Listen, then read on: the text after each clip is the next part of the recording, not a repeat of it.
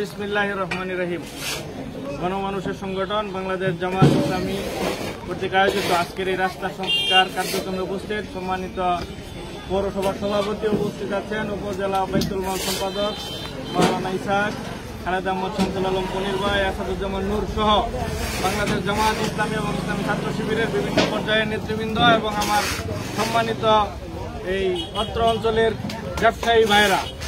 তো আপনারা ইতিমধ্যেই জেনেছেন যে আমাদের পনির ভাই বলেছে যে মিডিয়ার মাধ্যমে আমরা জানতে পারি যে এই রাস্তা একটি জনগুরুত্বপূর্ণ রাস্তা। এই রাস্তা দিয়ে হালুয়াঘাটের এমন কোনো মানুষ নাই যে রাস্তায় আসতে হয় না, কিন্তু দীর্ঘদিন যাবৎ আমরা দেখতেছি যে জলাবদ্ধতার কারণে, প্যাক কাদার কারণে এই রাস্তা দিয়ে মানুষের চলাচল করতে মারাত্মকভাবে কষ্ট হচ্ছে। তাই আমাদের পনির ভাই বলেছেন যে আমরা তো সরকারে নেই, আমাদের সেই ধরনের আর্থিক সংগতি নেই, তারপরে আমরা যেহেতু মানুষের কষ্ট হচ্ছে আর বাংলাদেশ জামাত ইসলাম একটি কল্যাণ রাষ্ট্র প্রতিষ্ঠা করতে চায়, তারই অংশ হিসাবে আমরা এই মানুষের কষ্টটা যেন আপাতত একটু লাঘব হয়, আমরা তার জন্য আপনাদের কষ্টের কথা চিন্তা করে আমরা এখানে সামান্য কিছু উদ্যোগ নিয়েছি। আমরা এই উদ্যোগের মাধ্যমে মানুষের আশা করি যে কিছুটা হলেও কষ্ট লাঘব হবে। আর আল্লাহ তাআলা যদি আমাদেরকে সুযোগ দেন, আপনারা যদি সহযোগিতা করেন, আমরা যদি রাষ্ট্রীয় ক্ষমতায় যেতে পারি, ইনশাআল্লাহ আমরা কথা দিচ্ছি যে আমরা হালুয়াঘাট এবং ধুবাউড়ার যে রাস্তাঘাট, অনুন্নত রাস্তাঘাট, অবহেলিত এবং পিছিয়ে পড়া যে জনপদ, এই জনপদকে আমরা সামনের দিকে এগিয়ে নেওয়ার জন্য বাংলাদেশে হালুয়াঘাট এবং ধুবাউড়া যেন একটি মাথা উঁচু করে দাঁড়াতে পারে, সবাই যেন এক নামে চিনে যে হালুয়াঘাট এবং ধুবাউড়া এই উপজেলাকে আমরা একটি উন্নত এবং সমৃদ্ধশালী উপজেলা হিসাবে আমরা গড়ে তুলতে সক্ষম হব ইনশাআল্লাহ।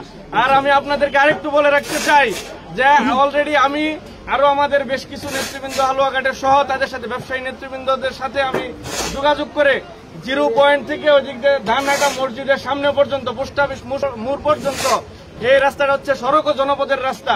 দীর্ঘদিন যাবৎ গত ফ্যাসিস্ট আমলে একটি ঘটনার কারণে এই রাস্তাটি কার্যক্রম বন্ধ আছে।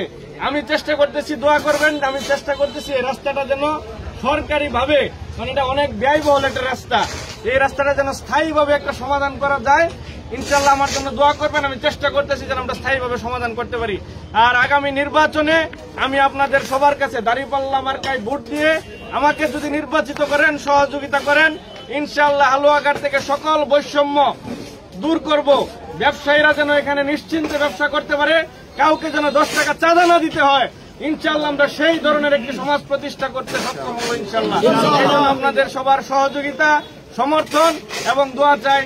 আল্লাহ তাআলা আজকে যারা আমাদেরকে এই কাজে সহযোগিতা করেছেন, আমার সংগঠনের নেতৃবৃন্দ সহ আরো বিভিন্ন ব্যবসায়ী ভাইয়েরা, সাংবাদিক বন্ধুগণ যারা আমাদেরকে সহযোগিতা করেছেন, সবার প্রতি আমি কৃতজ্ঞতা জানাই যে আল্লাহ তাআলা আমরা যেন এই কাজকে অব্যাহত রাখতে পারি এবং আগামী দিনে একটি বৈষম্যহীন এবং ইনসাফ ভিত্তিক কল্যাণ একটি রাষ্ট্র প্রতিষ্ঠা করতে পারি। আল্লাহ তাআলা আমাদের গুরুত্বপূর্ণ রাস্তা, এই রাস্তা দিয়ে চলাচল করে স্কুল কলেজের শিক্ষক ছাত্রছাত্রী, বাজারে মাছ মহল, তরকারি মহল, মাংস মহলে সর্বস্তরের জনগণ এই রাস্তা দিয়ে গ্রহণ করে।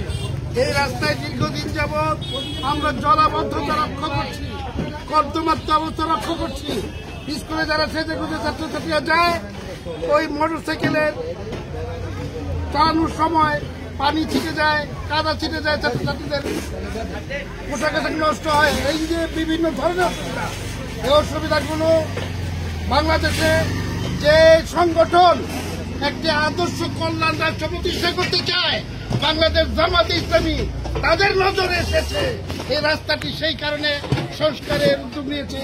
আমাদের এমপি পদপ্রার্থী বয়সও ছোট হলেও সে যোগ্যতা অনেক বেশি, তার দূরদৃষ্টিত্ব সম্পূর্ণ মনোভাব রয়েছে, যে কারণে শুধু হালুয়াঘাটে নয়, আর ওই নিজস্ব বাড়ি ধুবাউড়া ওইখানেও এই কাজগুলো করছে।